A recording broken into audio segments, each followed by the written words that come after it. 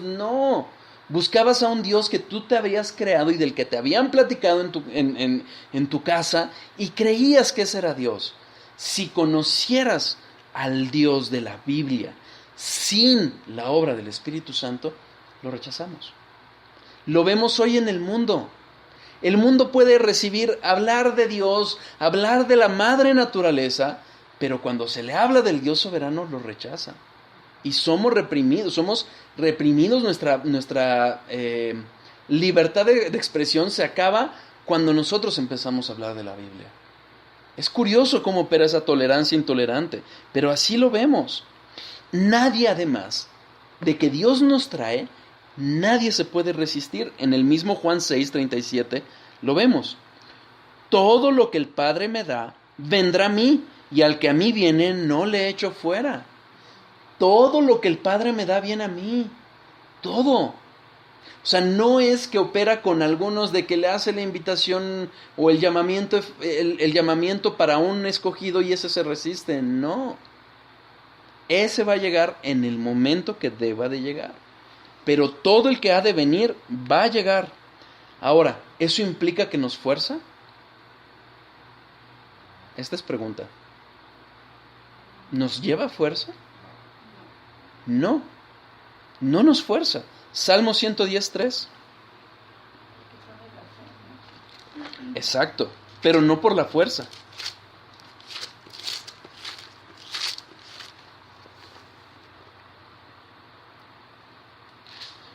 Tu pueblo se te ofrecerá voluntariamente en el día de tu poder. En la hermosura de la santidad, desde el seno de la aurora, tienes tú el rocío de tu juventud. Es voluntariamente que llegamos a Él. ¿Cómo es posible entonces? Si nosotros, siendo enemigos, aborrecedores de Dios, aborrecidos por Dios por nuestro pecado, que de repente empieza esa obra voluntaria. Finalmente es así. Dios es soberano, pero en esa soberanía no te fuerza. Fíjense, Filipenses 2:13.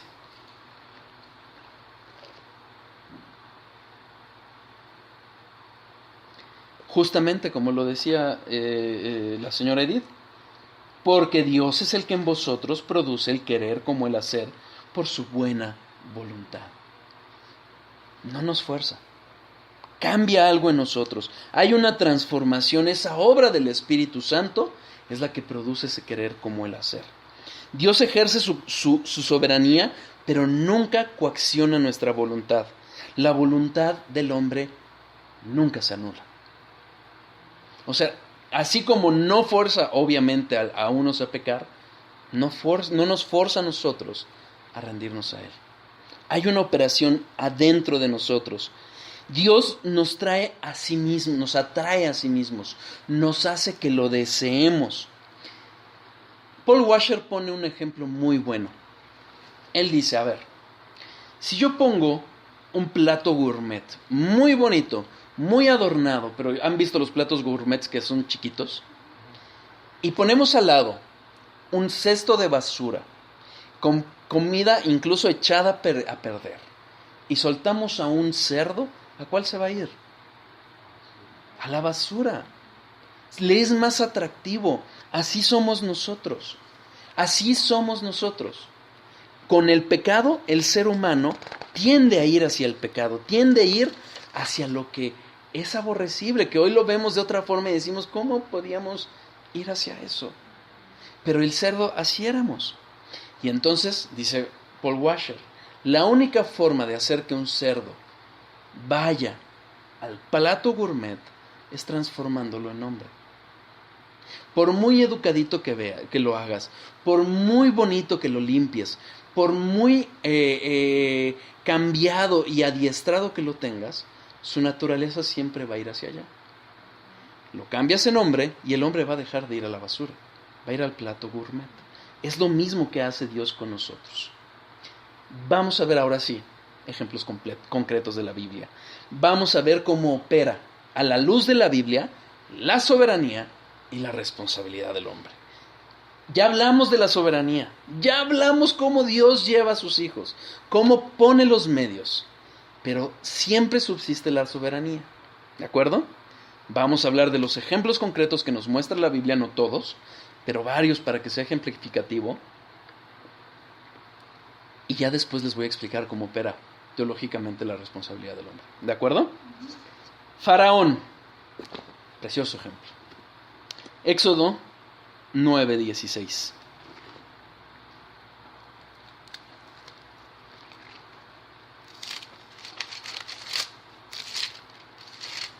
No hay término que no se cumpla y hemos llegado a él. Por más que me esforcé para que llegara antes el arrebatado. Fíjense.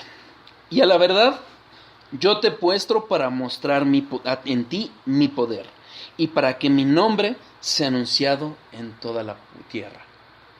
¿Quién puso a Faraón? Dios. Dios lo puso. Soberanamente, Dios puso a Faraón. Pero, es más, no solo lo puso, no solo determinó toda la historia que llevó al pueblo de Israel, una familia de 70 personas, a llegar en un momento en que tenía a alguien encumbrado, a José, en la historia de Egipto, a Egipto. Una población que se multiplicaría a los cientos de miles, y cálculos dicen que hasta 2 millones. Una nación en 400 años es una obra de Dios.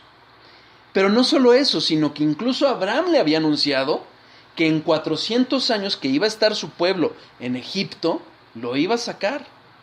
En ese preciso momento iba a estar el faraón indicado. Pero además, es Dios quien lo endurece. Éxodo 9:12. Pero Jehová endureció el corazón de Faraón, y no los oyó como Jehová lo había dicho a Moisés. Éxodo 4:21. Y dijo Jehová a Moisés: cuando hayas vuelto a Egipto, mira que hagas delante de Faraón todas las maravillas que he puesto en tu mano, pero yo endureceré su corazón, de modo que no dejará ir a mi pueblo. Éxodo 10:20. Pero Jehová endureció el corazón de Faraón. 11:10. Jehová había endurecido el corazón de Faraón. Entonces, vemos cómo Dios coloca a Faraón y endurece su corazón. Incluso vemos cómo no solo endureció el corazón de Faraón, sino llevó a endurecer a toda la nación, a su pueblo. Salmo 105:25. Dejen ahí porque vamos a regresar a Éxodo.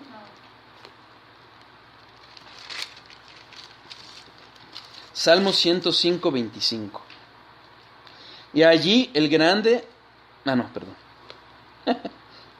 cambió el corazón de ellos para que aborreciesen a su pueblo, para que contra sus siervos pensasen mal.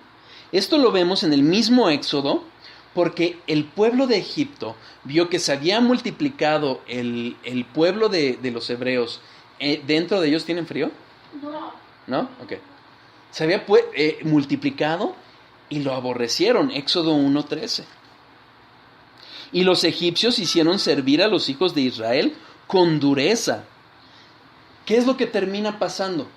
Maneja Dios toda esta historia, pone al faraón, endurece el corazón del faraón, y además el pueblo mismo de Egipto lo rechaza al pueblo hebreo, y el pueblo egipcio endurece el yugo que tenía sobre su pueblo.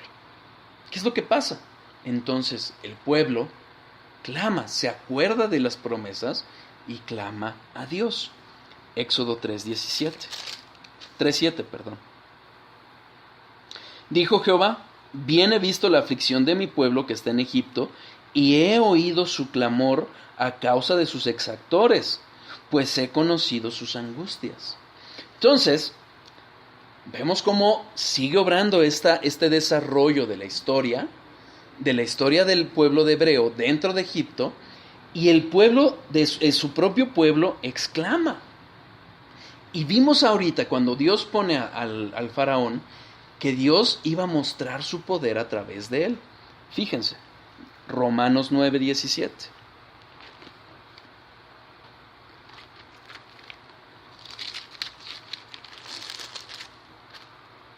Porque la Escritura dice a Faraón: para esto mismo te he levantado, para mostrar en ti mi poder y para que mi nombre sea anunciado por toda la tierra. Eventualmente vamos a regresar a esta parte de Romanos 9 para ver cómo Pablo explica esta responsabilidad del hombre junto con la soberanía de Dios. Pero aquí vemos el obrar mismo de Dios. Es incluso Dios quien endurece el corazón de los egipcios cuando ya están en la persecución. Está la ansiedad del pueblo de Egipto, del faraón, que va persiguiendo al pueblo y dice: me los voy a echar. Y en ese momento los endurece aún más para ir tras ellos cuando están cruzando el mar, y van y quedan atrapados. Dios maneja todo esto. Entonces, ¿cómo es que podemos hablar de que el faraón es responsable? Porque ya vimos el actuar de Dios, el actuar soberano de Dios, que pone a Faraón, que endurece el corazón y que endurece el corazón de su pueblo. Vamos a ver el corazón de Faraón. Éxodo 7:13.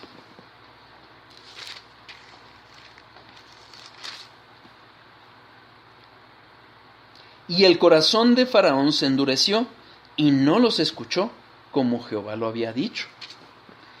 Éxodo 22, en el mismo versículo, capítulo 22.